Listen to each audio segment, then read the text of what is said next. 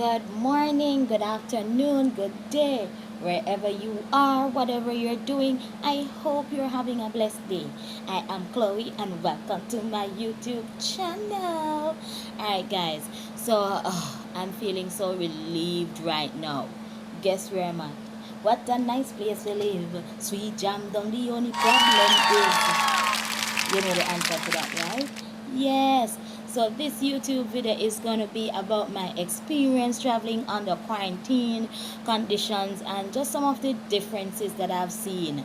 And guys, I'm hoping that you can get some insight just in case you're preparing to travel to Jamaica. You'll know what to expect, but always remember that you may have a different experience from mine. But it's just to help you to prepare for that.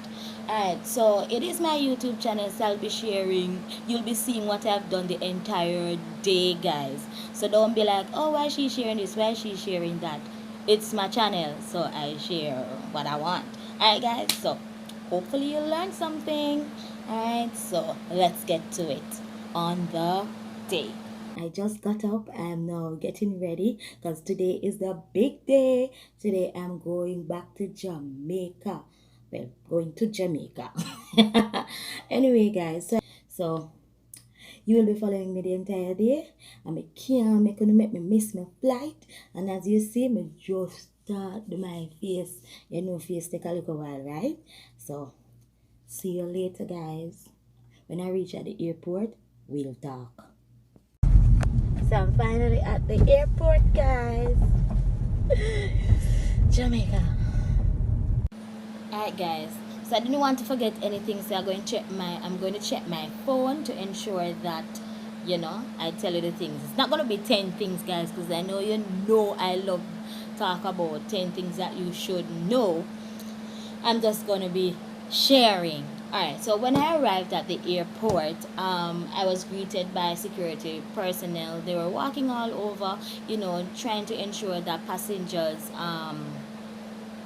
were going where they needed to. So they asked me, what flight I was going on. They told me where the line was. I wanted to go and weigh my bags, and they said no, I was not allowed to.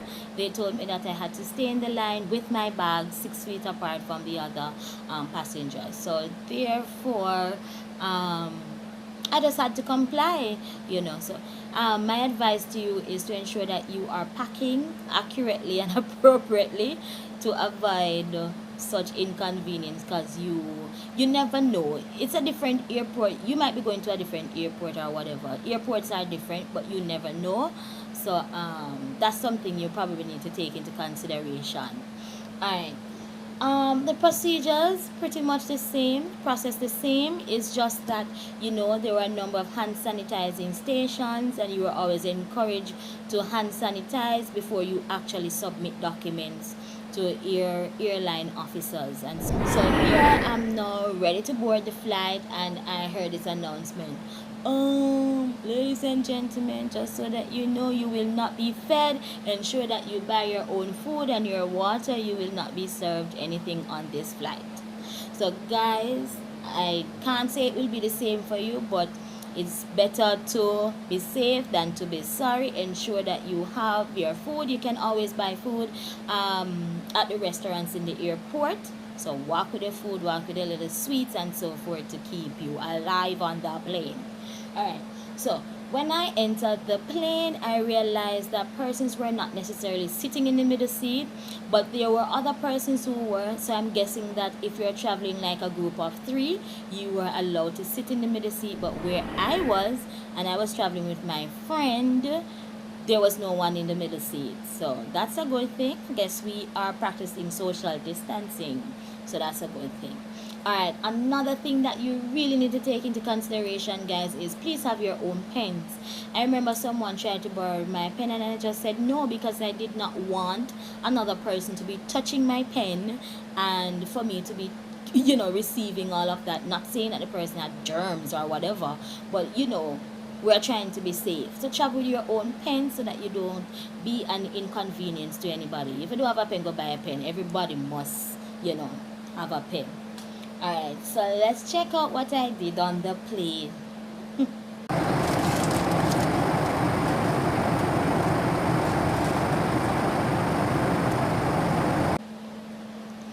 Alright guys, we are back. So dun, dun, dun, dun, bam, I am in Jamaica. Yes, yes, yes.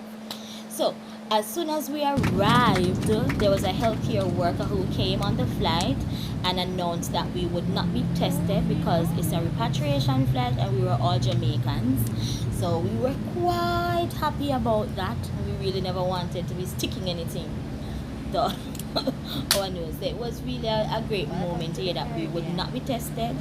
However, we would be screened and we had to go through most of the process.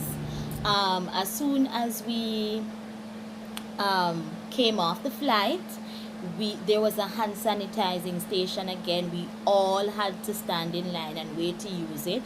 As soon as we hand sanitized, we were given a paper. You can see that paper. We were given a paper and it said name, flight number, temperature. We were told that we had to carry this to the line with us. So when I eventually reached at that line, oh my god, that line was long like River Nile, long Nile. And guys, at the back of the line, it was extremely hot. Well, poor ventilation at the back, trust me guys. And I do remember a doctor walking around and she was just saying, if you have on a jacket, take it off. The mask, they are already hot to have them on. So I would advise you to dress as light as possible. Do that guys, because trust and believe, at the back of that line, in that little area, it is very hot. Now the closer you get to where you had a number of healthcare workers, you got a little bit more, you could feel the air condition in the area, so that was a good thing. Alright, so there you had healthcare workers. They were dressed in blue gowns, that overall thing, and they were checking your temperature, asking you questions, and they wrote your temperature on the paper.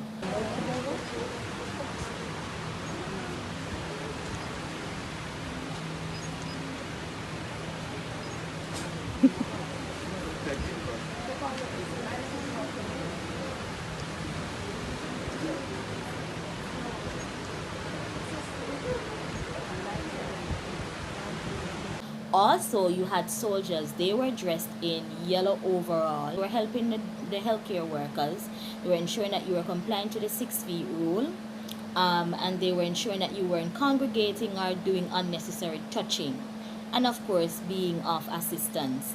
If you, let's say they considered you the elderly, you were given wheelchairs. And for persons who were pregnant, they were given the normal plastic chairs just to sit while they wait in the line. So that's a good thing.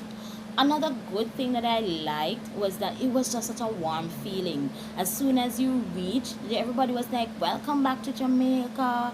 We are happy that you're now home, and you just felt so at home for real guys. It was really a wonderful moment.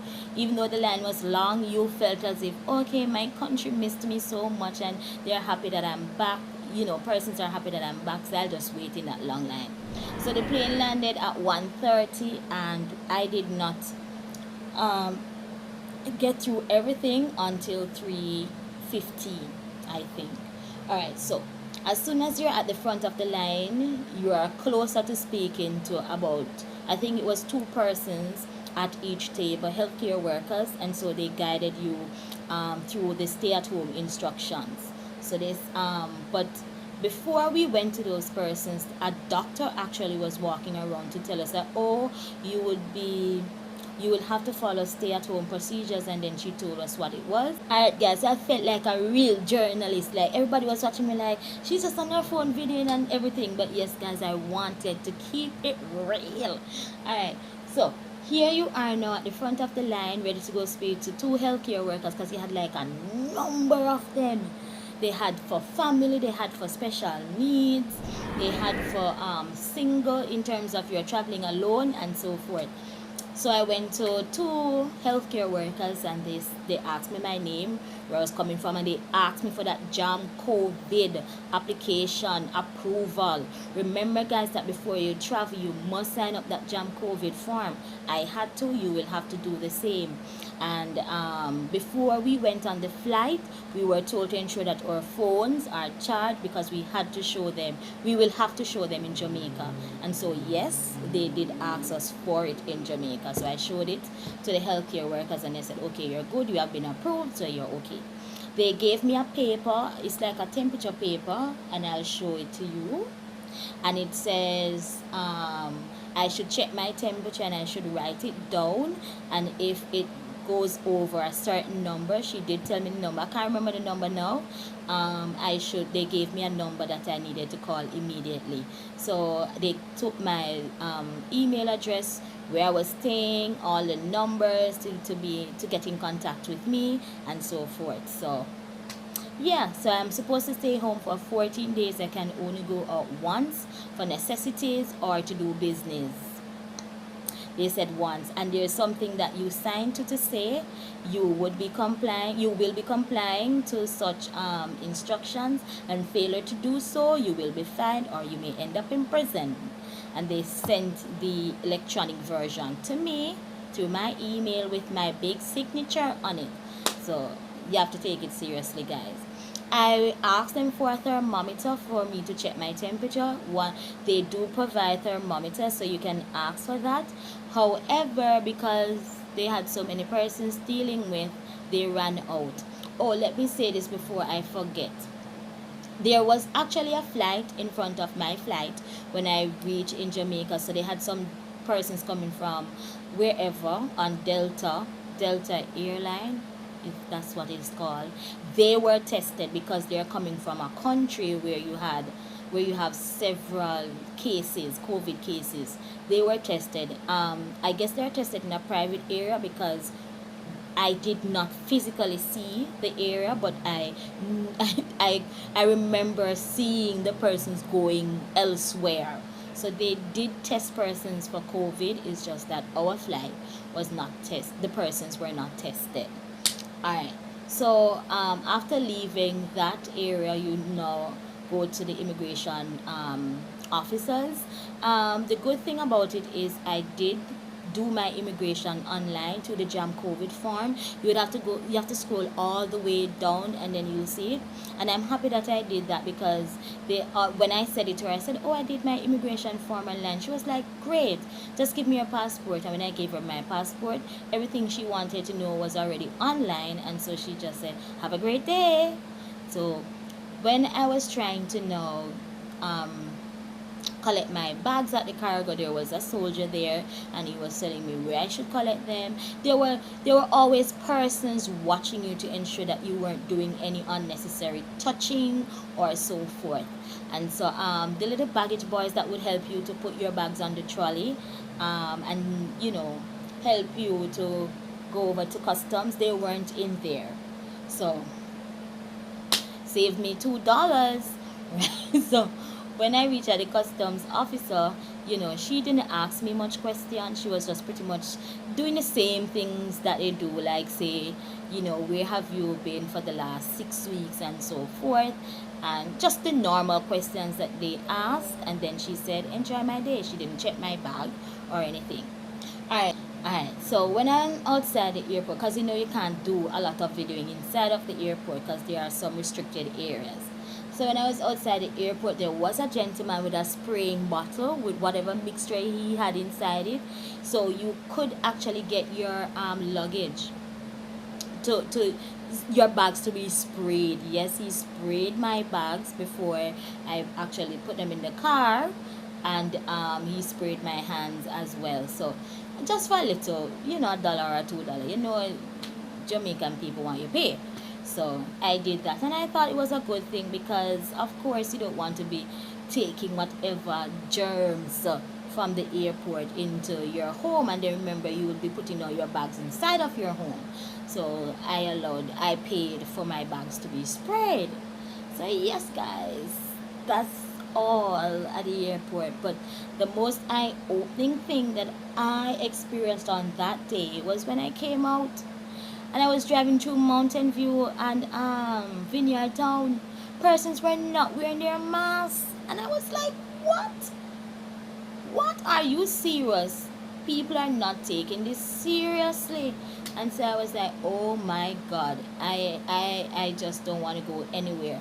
So that was an eye opener for me, because where I'm coming from, everybody had on their mask. You can't do anything without your mask. So it was just like, whoa.